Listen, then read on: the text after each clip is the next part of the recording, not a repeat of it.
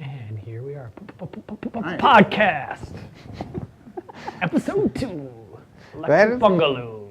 That is correct. We are on episode 2. I don't know what the heck a bungalow is, but today we are going to be discussing more about video game addiction. Our first half, we are going to basically inform our viewers of what can be done around video game addiction. We're going to discuss some therapies such as psychoeducation and narrative therapy and what that'll look like. And then for our last half, we'll discuss parenting techniques and stuff that will basically help you parent around someone that might have or maybe going into video game addiction. I've already started shooting them up with Pac-Man.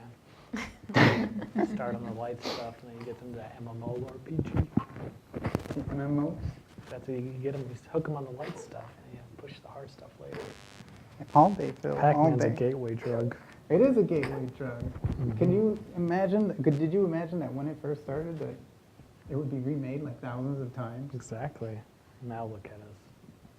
Now we have Thousands dying every year to Pac-Man. Inhumane justice. I will not stand for it. Vote for me, 2012. I will help you all beat that level that you couldn't beat. 2012? Time machining. Yeah. No, I said I'm not going to let it stand. We have to go back in time and stop it before it starts. Isn't that right, Malachi? Malachi agrees. There you go. If a baby agrees, you know I'm good for you. So, what? You're already off topic. This is how we lose people at the 10-minute mark. We'll edit this out. So last week we had one viewer. Last week we discussed what video game addiction looks like and what it is, and how the rest of the world has basically recognized that the video game industry is an actual thing, and they target gamers now and basically have made it into a rather lucrative business to be in which they basically prey off of addictions. So here we are today. We're going to discuss those two therapies first. To start us off, Liz, do you want to give us a little laydown as to what psychoeducation is? Yes, Yeah? Liz. Do. Give some It background. is basically having, that's why we're not supposed to have drinks in here. I hope that, Still already. Yes. I hope that guy's not one of our viewers. Quick, edit it out. We didn't spill anything. Psychoeducation is basically being educated about a certain topic. Our topic would be gaming addiction. So it would be having someone being well informed about gaming addiction, talking about it, similar to what we're doing now. So we're psychoeducating right now? Well, Yes. not you. I'm but- teaching. Professor. Professor. Does that make you the skipper? So that is absolutely correct. So that's kind of how psychoeducation works, and it can also work across many other aspects as well, across many of the issues that can be found in the DSM and anything else concerning mental health. Juanita, is there something that you wanted to bring up around psychoeducation? I thought you had maybe an article or something on there. On psychoeducation? Yeah. Ooh, that'd have a good segment we could do. I don't know. DSM roulette. Which Just one do you spin want me a to wheel. talk about? So talk first about is that topic. psychoeducation first, and then we have the narrative therapy. So this one's going to be our next topic. I mean, I don't really have anything. It's more just based on just educating. I don't really have any information on psycho. Well, what sort of stuff do you guys think someone would need to be like educated about in this situation? Because say we have, we'll do a quick role play. Say it's a child of divorce, and they have maybe retreated from their friends a little bit, and now they play video games more than ever. What are some ideas or thoughts that you guys would have around that, about talking to, say, like a 6-year-old that's doing that, and just recruiting them to video games? Well, Well, Can we give the 6-year-old a name so it's more personable, like Chris or something? Someone that, so it can fit that. Hitting a little too close to home there, but we'll call him Tommy. Let's see, so Tommy, how you guys want to talk to Tommy? Or would you rather, we could be more, what's the word? We can do John. John? Oh. We could Make make it a personal. female gamer, call her Sally. Yeah. Sally. All right, See you so, later, so we're Malachi. sitting down with little Sally here. What do you guys think would be something that you'd want to do about, say, educating her about what's going on? What do you think the first thing you'd want to say to her? You got to first What got- connect with them. So you got to talk, establish common ground. You got to know what game she plays, how much time, how frequently. What why got she her likes to started? play. Yeah, what got her started. That's actually like the primary basis around like how you start out doing therapy. Like you lay the groundwork, you establish that relationship with the individual. Honorary PhD, bro. Maybe at the end of this we might have to actually consider that honorary PhD, but that's It's a real imaginary degree. It's a big deal. that's actually how therapy is like actually done. Like you actually just do the relationship work like right at the beginning and kind of get to know the client before you actually dive into stuff. So that would actually be almost exactly what you would want to do with a gamer. in that Maybe situation. asking what they're looking to take out of it, what their goals are, why Let's grab the wrong. they decide to come. I think I might.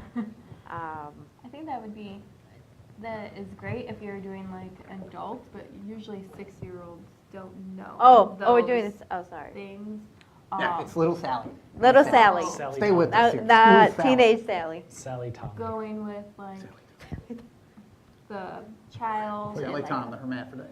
after being Don't- like don't assume. establishing a relationship, It's 2017, be progressive, Phil. Yeah. Don't assume. focusing on emotions, why they might be retreating, like doing an alternate reality, especially if it's like divorced parents, people are fighting, how they can get lost in that and kind of role play coping mechanisms. Especially for a 6-year-old, it's really important to establish coping mechanisms that young, because it's going to carry with them until they die, basically.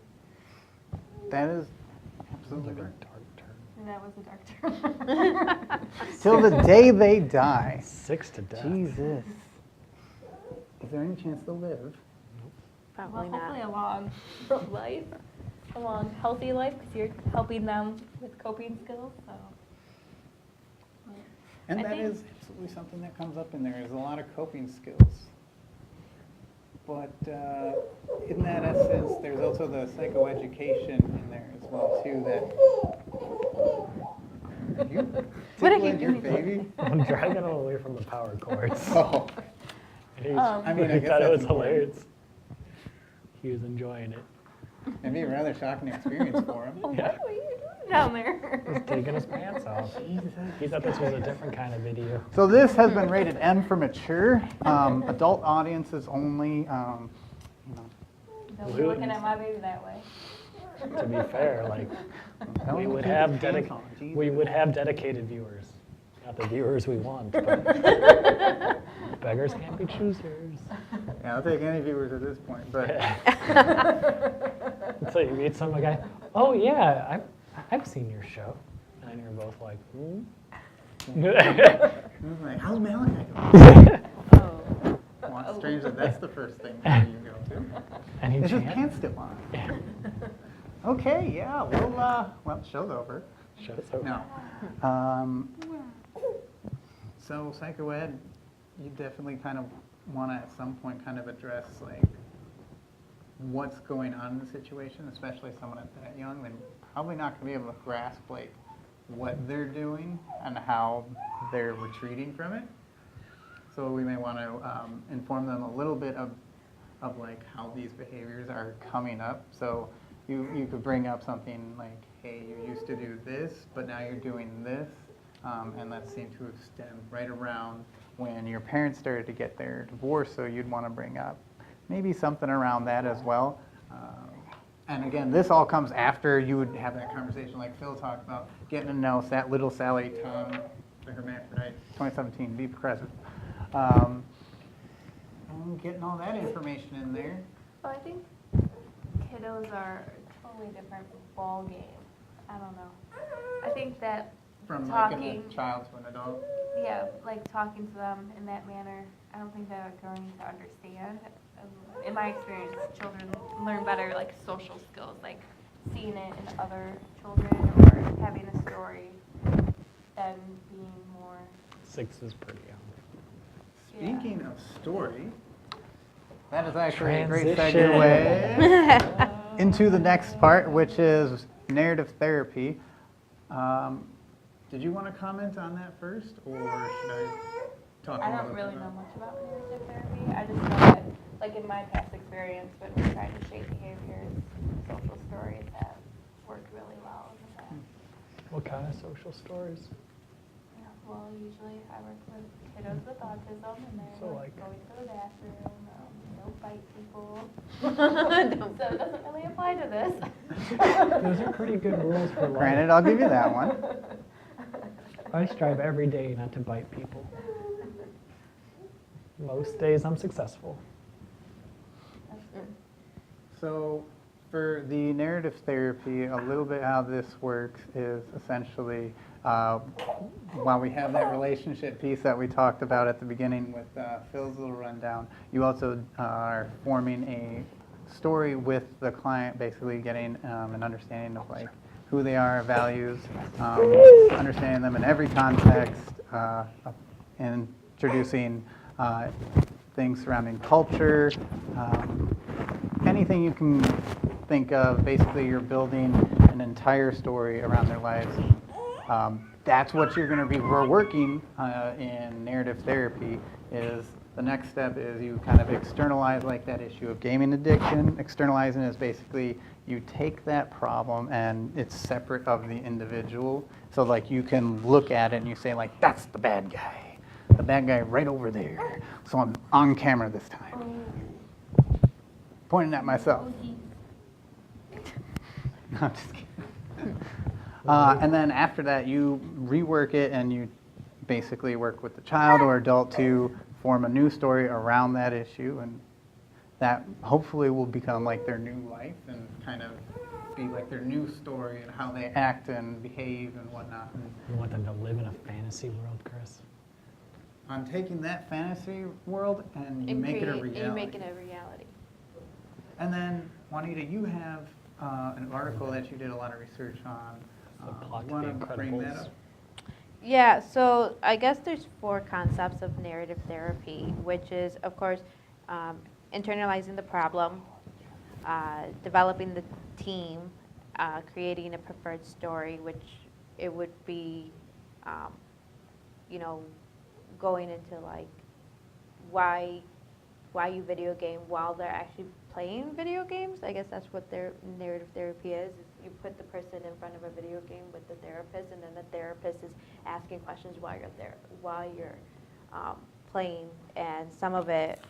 Well, just to comment a little bit about that, just to clarify, narrative therapy can be done just face-to-face, or you could do it in front of a video game, like that situation. So Can you your do it study over a video addresses game? that specifically, right? Yeah, Oh. it addresses that, but they also do one-on-one sessions as well. So the first thing, I have actually a case study here that we can look at. So Sammy came in, 17 years old. He lives in a suburban setting, and he presented social anxiety, stress related to falling behind in his schoolwork because he played too much World of Warcraft. And he played about 50 hours a week. Wow. 50 hours a week. 50 hours a week. Can And you then, imagine somebody playing 50 hours a week? that's- Anybody? All right, you know what? The jury's still out on that one. I've never actually officially Timed it. timed it. What's a week? Is it Sunday through Monday? Well, Thursday to what day Thursday. are we starting on? It doesn't really matter, but 80 hours in there? Yeah, there's 50 hours a week that the person played, and On average or every week? Or approximately is that his 50 hours. max? No, he said, it just said Sammy played World of Warcraft approximately 50 hours a week. That's pretty good. He Probably. also, That's a little over 7 hours every day. yeah. But that has a monthly fee, so you got to get your money's worth. But remember, he's only 17, so he's not working. He's just going to school. Yeah. Well, you could be Well, is working it at a- 17. Well, you could be working too. Yeah, you could But- be working. I was working at 17. It talks about Dancing that pole. he was reluctant to engage in eye contact during conversation when speaking with the therapist. He providing a safe, non-judgmental environment reports that permits report and trust to develop Sammy to share information about his online experiences. So that's what you were talking about, having that trust. You know, when you start your therapy sessions, you know, you want to be able to trust your therapist. You want to make sure that you're not being judgmental, that you're there just to kind of hear what the person's feelings are. So then it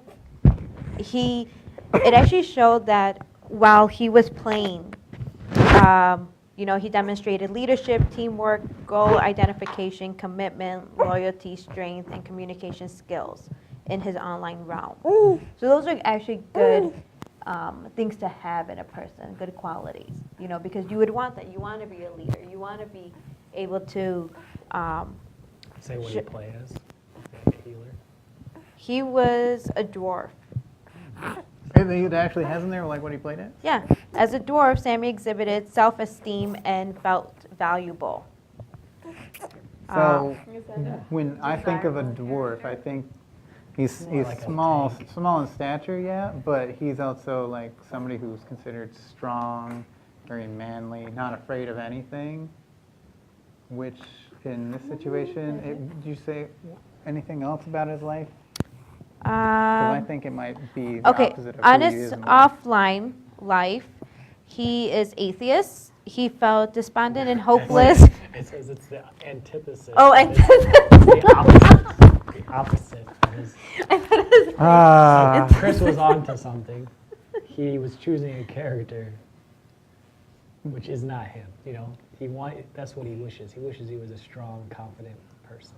Yeah, so he felt despondent, hopeless, and at the mercy of the whims of the world. Wait, if we're going with exact opposites in here, you know, I usually choose like to play as a female character. Does that say anything about me? Yeah, yeah.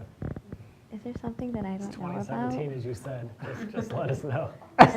It's okay. Moving on. We are completely honest and open and very accepting here. You know, I think there's some more information. Okay, It's fair, like, so, you yeah, could- so you could have any hairstyle. is that I could. is that normal to choose characters that you wish you would want to be? To feel more, like this guy wanted to feel more masculine, or Well, this comes down to what happens when you sit somebody down in your therapy setting. Essentially, you would want to get to know them and find out more about their play style. And this is, as you mentioned, like finding out the reasons why they game. It depends on, like, it'll vary from person to person. But if you ask me, like, why I choose my characters, it's like I could either look at a guy run around all day, or I could look at a female character run around. It's like, It's so much worse. Answer. it's my video game. I make it how I want. so. I know we were briefly talking about, you know, I was kind of like looking at certain videos, and I saw that Chris is so offended. this woman. All right, fine, I'll cut it out. No, leave that in. That was awesome. That was my favorite part so far. No, I'll have to cut that out. What, Philip laughing hysterically? No, leave that in. Well, if it's offensive, then It's not offensive. That wasn't offensive. whatever. You just like What? cartoon women. That's fine. There's nothing. Is it This more is a like an callback anime to years kind of? ago. Like cartoon? Is it more like an anime? What? An anime? Because I've No. seen Mario play like he would choose women. He No, would choose women. so if you It's like look at an my anime. if you looked at my games, it's like I play Warframe. It's just like a normal person Oh. who's fully clothed. She's pretty busty. Actually, no, they make your character like almost gender neutral. So like the most you can do is just like give them a different haircut, or Increase her breast size. that is not an option. Yes, it is. Not in that game. No, But not there in that are game. games But there where are that is games an option. where because okay, Play a lot of Dead or I Alive. was A lot watching. of Dead or Alive. So I was watching this. Volleyball. It's just such a good volleyball simulator. What was it? It's Yeah, you know, I play Dead or Alive because I love volleyball so much, and no other reason at all. But I was watching this documentary that they made, and it was this woman and how she ruined her marriage because she was having an online relationship with this person that she was playing. And that she said that she chose her character because it made her feel empowered, and it's not how she really feels at home, because she was married, she isolated herself with her kids, she just felt like that was her life, and she just wanted to escape from it, and she wanted to make herself feel sexy and empowered and loved and feel more attractive. You choose That women. is so- one of our topics. 'Cause my cousin, like relationships and Yeah. gaming. Yeah, Barbara. My cousin, well, I don't remember Which what game. cousin? Brittany, she was playing some online game and met this guy and drove all the way to New Jersey to meet him. Yeah. Yeah, like that's mind-boggling to me. That you can And form see, a relationship 'cause in you a don't video learn- game, or Yeah. No, like I understand that because like you talk to people and like once you click with someone, you want to play with them more. I think it's mind-boggling to drive But is that how still- many states from Illinois to New Jersey to meet someone. That might not If be you- the safest thing. If you grow No. close to somebody. well, there But are it- long distance But there are relationships. yes. Yeah. But the thing Yeah, with but you met them before. I don't know. Think Well, there's about- online dating as well too, in which people will just look at a profile and based on that they'll meet and go to a dinner with a random stranger, which all they've done is just like dinner at this time. Great. Yeah, but like dinner, you have a way out. Like she's traveling to a She state traveled where she all the has way. No family. Exactly. To meet a guy. and you don't know if the Yeah, guy's a his serial house. killer or Yeah. not. Oh. She had Oh. a car so she could drive away. She has a history with him via the internet. And Yeah, Honestly, in that Everybody- the situation you're describing sounds like they have more of a connection than somebody who meets on an online dating website and then they go meet for the first time. So I've but there- killed- I but- mean, but there you have could been- kill but there plenty have of been women cases, on this online documentary dating that I websites. watched, it showed that this woman had an online relationship and her husband knew about it, but her husband said, well, it's not really considered cheating because she's not doing anything. But it is because you're having You're an emotional- you're emotionally cheating. You're emotionally engaged into somebody. You're telling that person your feelings, your issues, your thoughts. Exactly. you start So- turning towards them. Yeah, but then Confiding you in find them. when they go out and so this woman, she flew to a different country because he was from England, Oh. and they met and they had this good connection, but they were like, well, you have kids and you're still married and I'm here and I want you to move out here. But she's like, well, I can't do that. But then they did another part where there was two people they met, they fell in love, and they ended up like getting married within like their game console. Oh yeah. And then got so they married in got real- married, so they had all these pictures and they like printed them out and they're like, well, we got married in our virtual reality, but we also got married In real life. in real life. And those are like real remarkable stories because you can truly do find real love online. But it's just a matter of taking that risk. And is that considered cheating? I also think If you're having an online relationship but you never met the person. Yeah, technically, yeah. There's definitely ways for that to be considered cheating in there, especially if you're sending like illicit photos over the internet or through any of the images, through whatever device you're playing on, or if you're like talking to them every day, sharing very personal, intimate stuff that you wouldn't share just with any random Joe. I'm like, yeah, that would definitely be cheating, absolutely. Mike. But we're a little off topic on this guy. Yeah, we got a little So lost. we'll go back to Sammy. Guide us back to Sam. So Sammy, I thought it was Sally Tom. no, we're this doing Sammy in the we're study. doing my case study We got case on studies narrative now. therapy. So Stay on you know topic. he's how do you pronounce that? Antithesis of his online life. What does that mean? It's the opposite. So that's what we were talking, that you Like, choose characters clarify that, 'cause I that. didn't know You're what that was small. either. Oh, I'm right, you're You're wrong. wrong. So choosing people that are Tilda quotes. completely different from you. And then so he felt hopeless, mercy of the whims. He had no control of offline. The aspect of no control in the offline would become a focal point of restoring. Oh. So in the narrative therapy, they would separate the problematic behavior from the client. So that would be the externalizing process. Yes. And so the counselor took the opportunity to explore the strengths of the client's online realm, which we knew that it was goal identification, loyalty, strength, communication skills. Those were his goals. Those were his strengths. Yeah. So now we have a good base of it. So then he takes it from the important is for counselors not to identify the video gaming addiction, but to construct requiring change, because the client will locate sources of strength from video gameplay. No idea what that means, but okay. You don't want to completely disengage. You just want to take his strengths and bring them to reality. So if he is a good leader, he shows these skills, because they're skills. Mhm. Just because you're a leader online, that is a transferable skill. You just got to get him to be able to get the confidence up so he can use that in real life. So they're not bad skills. He's just using them in the wrong way Okay. to feed his addiction instead of to use them in a positive aspect of his life. So the counselor and Sammy identified it together that he had no control. And that was something that he realized while playing. So this basically he's admitting in that. Yeah, in the His incidents that he has some type of addiction, but they're not saying that he has an addiction. They're just expressing his strengths and weaknesses, which I thought was pretty. Yeah.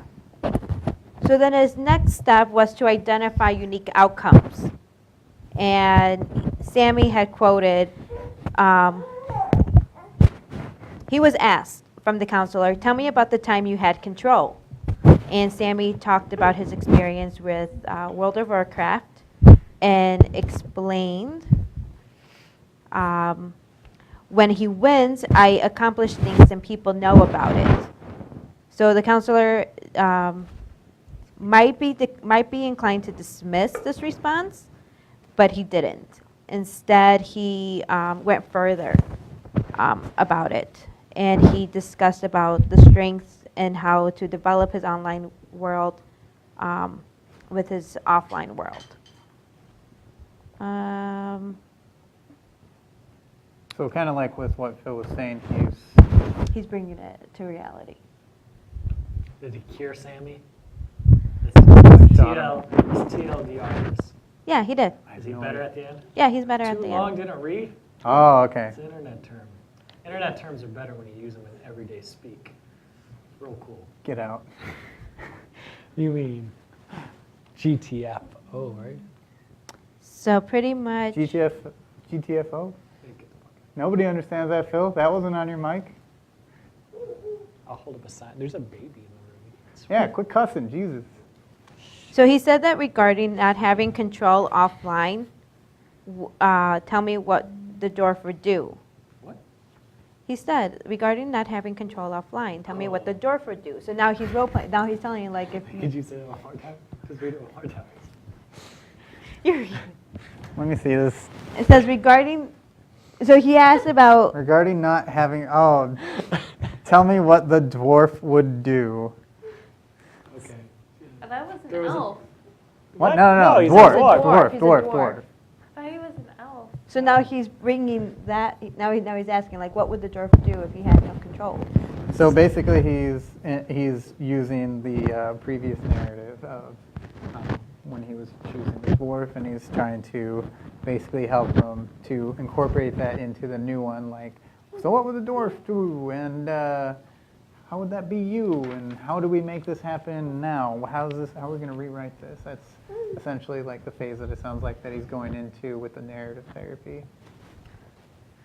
Until he stabs someone with an axe. Till he stabs someone with an axe. What would the Yeah. dwarf do?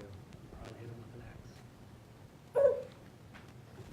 So something about his life was Sammy actually was in an advanced placement program in high school. Mhm. And now that at the end of counseling, Sammy maintained his status in academic advanced placement program at the high school by bettering his study habits. Increased self-efficiency of offline realms of his life led Sammy to discontinue you. counseling with the message. So it helped him.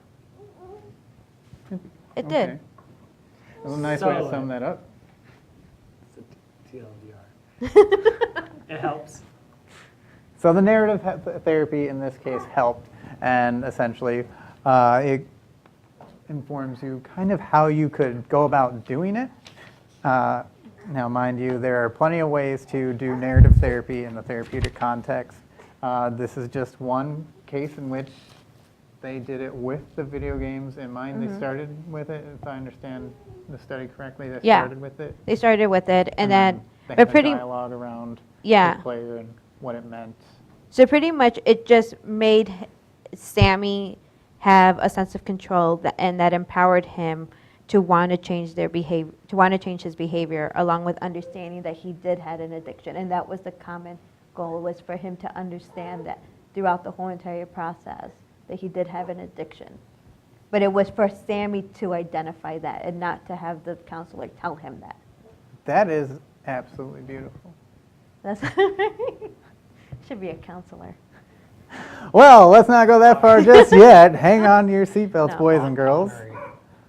But that's pretty We much. are going to go on to part 2 of our show today. So that's actually going to be a great segue. Smash that like button. Smash that like button, subscribe.